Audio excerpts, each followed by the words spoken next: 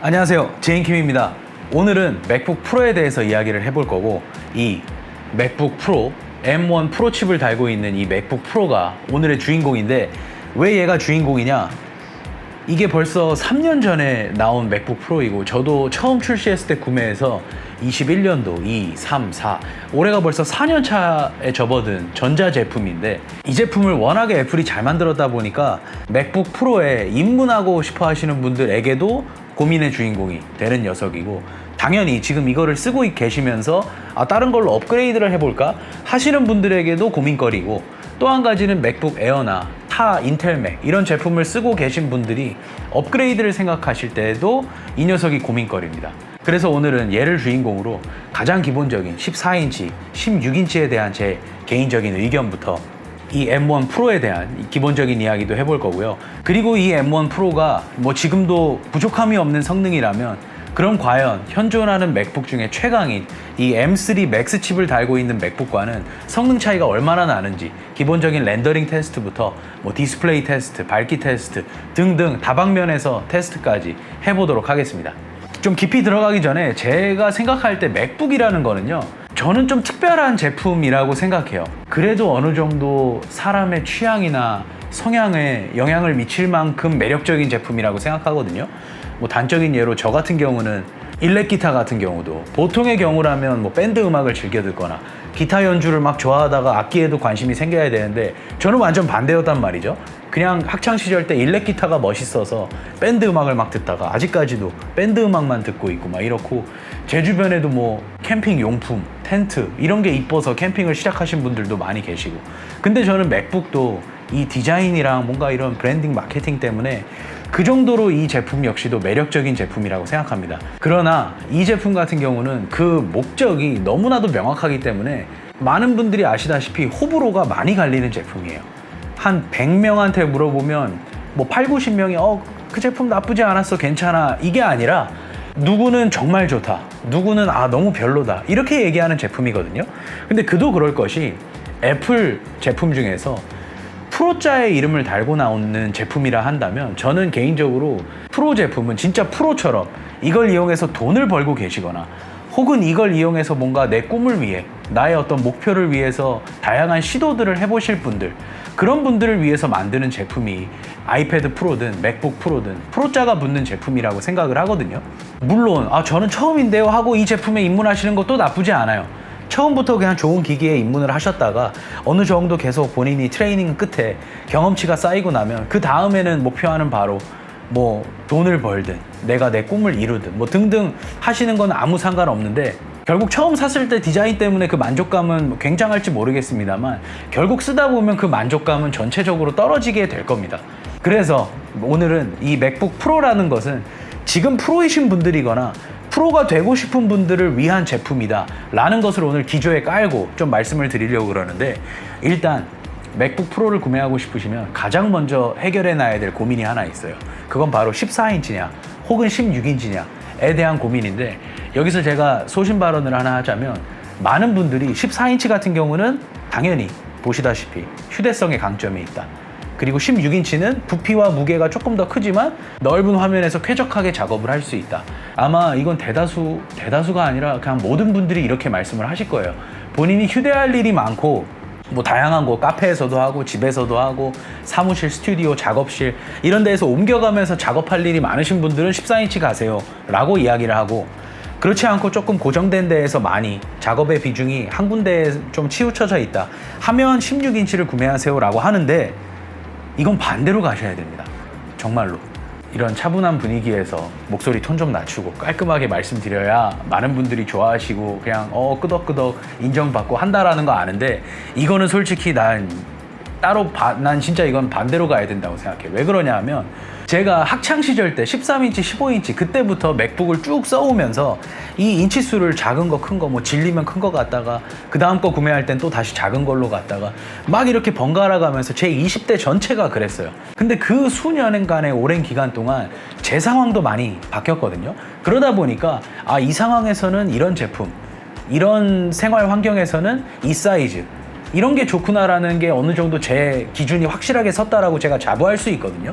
그런데 맥북 프로는 제가 다시 한번 말씀드립니다만 프로들을 위한 제품이기 때문에 맥북 프로라고 말씀드렸잖아요.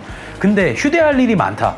그랬을 때 이걸 선택하시면, 저는 지금 14인치를 메인 컴퓨터로 쓰고 있습니다만 뭐 예를 들어 제가 맥북 프로에서 어도비 관련한 뭐 라이트룸, 프리미어 프로, 포토샵 다 이용하고 파이널 컷 이런 것도 다 이용을 합니다만, 멀티태스킹은 차치하고 그 본인이 하는 작업 한 가지만 이 14인치 화면에 풀로 띄워놓고 작업을 하기에도 그 창이 좁아요.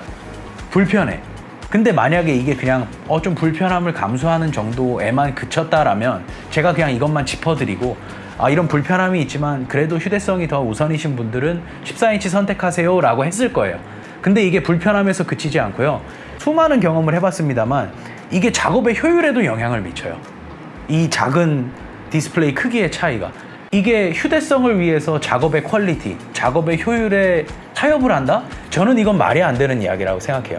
그래서 오히려 사무실에서도 쓰고 집에서도 쓰시는데 뭐 비율이 5대5라든지 6대4, 7대3 이런 분들은 저는 당연히 16인치를 구매해야 된다고 생각하고요. 뭐 집, 카페, 스튜디오, 사무실 뭐 3-4군데에서 뭐 3대3대3 뭐 이런 식으로 다양하게 나뉘시는 분들도 오히려 휴대성이 아니라 작업의 퀄리티와 효율성을 위해서 저는 16인치를 선택해야 된다고 생각합니다. 그럼 누가 14인치를 선택해야 되느냐? 저 같은 사람들. 저는 지금 요 뒤에 보이시는 이 스튜디오의 이 공간에서 이 맥북 14인치를 클램쉘 모드라든지 외장 모니터를 이용해서 그냥 거의 100% 작업을 다 끝내놔요.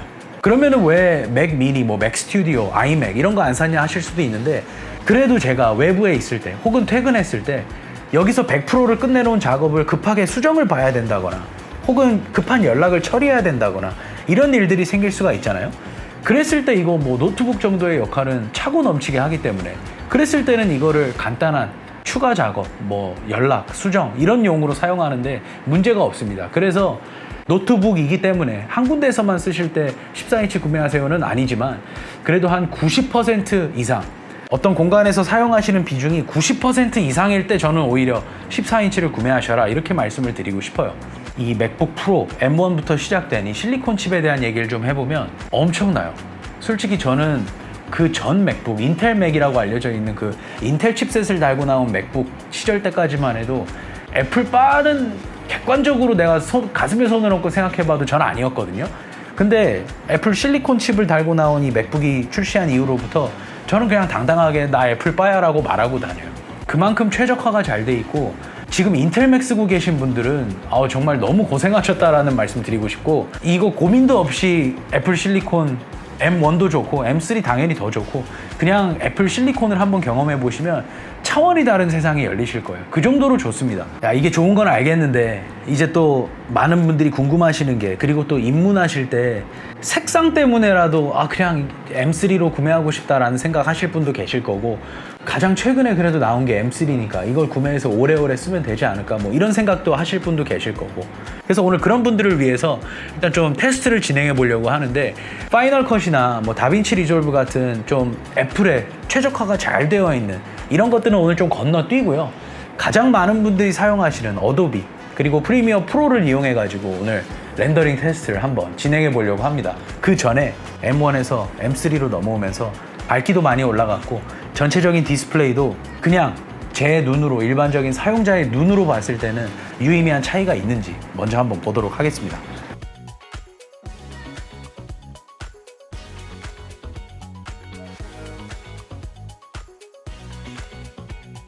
M3 Max가 디스플레이가 너무 좋아서 놀랬고, 특히 어두운 부분, 이 안부에 대한 처리 같은 것들이 워낙에 완벽해서 원래 좋았던 뭐 색감 표현이라든지 이런 거에 한층 더 그 뎁스가 좀 더해지는 느낌?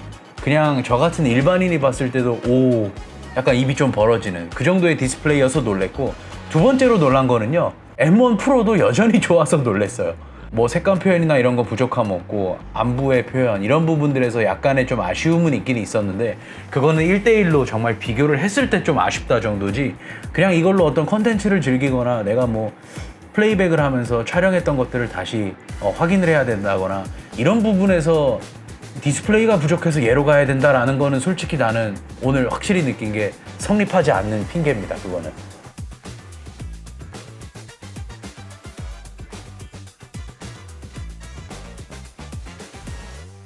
또 여러분들이 렌더링 이외에 중요할 만한 뭐 멀티캠 편집에서의 뭐 플레이백, 이런 원활도 이런 것들까지도 테스트 해봤는데 네, 이 부분에서는 크게 우려하실 것 없으실 것 같습니다. 맥북 프로 같은 경우는 특히나 비용도 비싸고 그만큼 교체 주기도 굉장히 길잖아요. 그래서 맥을 오래 쓰신 분들도 공감하실 거고, 특히나 윈도우에서 맥으로 넘어오신 분들, 새롭게 이런 분들은 더더욱 공감하실 텐데, 이게 맥 자체가 외부 프로그램들, 플러그인 혹은 기타 서드파티 앱들이랑 호환성이 그렇게 좋진 않다 보니까 뭔가 윈도우에서처럼 뭐 캐시 파일 삭제 프로그램이라든지 뭔가 컴퓨터 정리 프로그램이라든지 이런 것들이 없고 내가 한눈에 내 컴퓨터의 정보를 볼 수 있는 부분들이 없어서 굉장히 답답하셨을 거고, 저도 실제로 그랬는데, 이 프로그램 같은 경우가 악성 프로그램 제거 뭐 이런 기본적인 것부터 악성 프로그램으로부터 보호도 해주고 캐시 프로그램 이런 거 정리 등등 정말 여러 가지 기능들이 있어서 정말 다양한 환경에서 우리가 매끄럽게 맥을 사용할 수 있게 도움을 주는 그런 프로그램인데, 저희가 채널 처음으로 광고를 받았습니다. 근데 지금까지 사실 정말 많은 분들이 연락을 주셨는데 광고 영상을 하나도 올리지 않은 이유가 저희가 강박 같은 게 있어서 그래요. 제가 한번 그런 검증이 끝나고 올리고 싶은 그런 강박 같은 게 있고, 여러분들이 그런 걸 보시고 저희 채널을 구독해 주셨을 텐데 뭐 100만 원이든 심지어 뭐 1000만 원, 2000만 원이든 제가 그 돈에 그런 믿음을 팔고 싶지 않아서 광고를 안 했던 건데, 몇 가지 보여드리면, 일단 기능적인 부분이 스마트 케어라고 있습니다. 그리고 스마트 케어는 정말 말 그대로 모든 기능들을 한 번에 쓸 수 있게 해주는 기능들인데, 대표적인 기능, 일단 첫 번째 청소 기능이 있어요.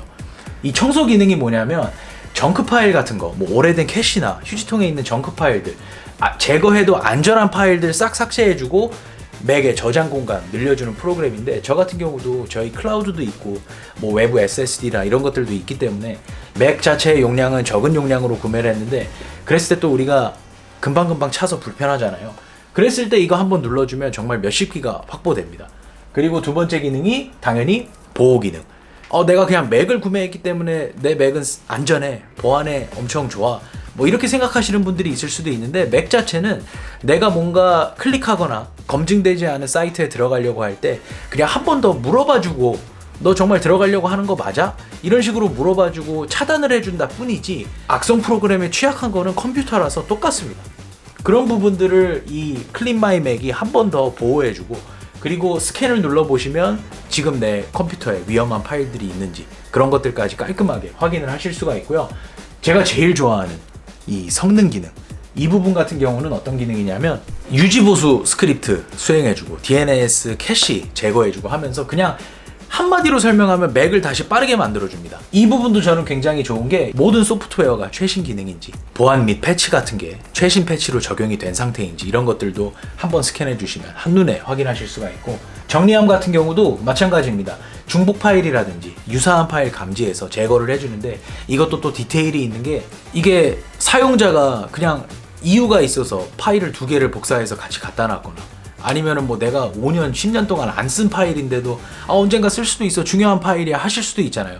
그런 부분들이 있기 때문에 얘가 그냥 바로 강제 삭제를 해버리는 게 아니라요, 우리에게 알림을 보내주고 휴지통으로 보내줍니다. 거기에서 내가 원하는 파일들 몇 개는 다시 살릴 수도 있고, 이런 식의 디테일도 있기 때문에 저는 정말 만족하면서 쓰고 있는 프로그램인데, 지금 이 스마트 케어 한번 돌려볼까요? 이런 식으로 UI도 너무 깔끔해졌고, 정말 버튼 하나 누르면 이렇게 알아서 작업을 해주는 모습을 보실 수 있을 겁니다. 지금 벌써 이렇게 한 단계 끝날 때마다 결과들을 보여주고 있죠. 5.9기가 상당의 정크가 버튼 한 번에 제거가 됐고 벌써 끝났습니다. 위험적인 뭐 악성 프로그램 같은 거는 현재 컴퓨터에 없었다라고 안내를 해주고 있고, 성능 작업, 한계 작업할 게 있다고 하고요. 응용 프로그램도 한 개 중요 업데이트가 있다 그러고, 정리함에 9개의 중복 다운로드가 있다 라고 되어 있는데, 이런 부분들 검토가 끝났으면 완료 눌러주시고, 체크 해제하실 것들은 해제해 주시고, 그리고 실행 눌러주시면 정리를 해주는 모습을 보실 수가 있으실 겁니다.